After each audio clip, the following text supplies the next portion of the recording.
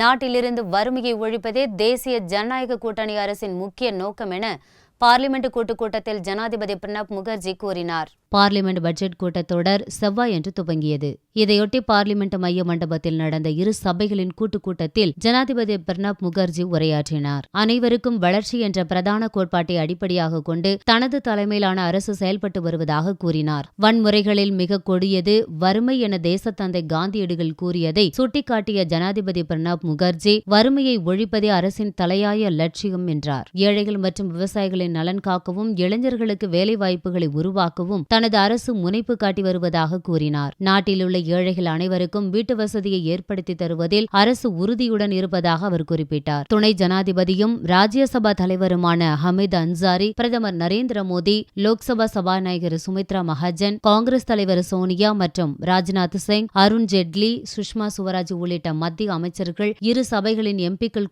கூட்டத்தில் பங்கேற்றனர். ஜனாதிபதி உரையாற்றி முடித்ததும் லோக்சபா ராஜ்யசபா இரண்டும் நாள் முழுக்க ஒத்திவைக்கப்பட்டன.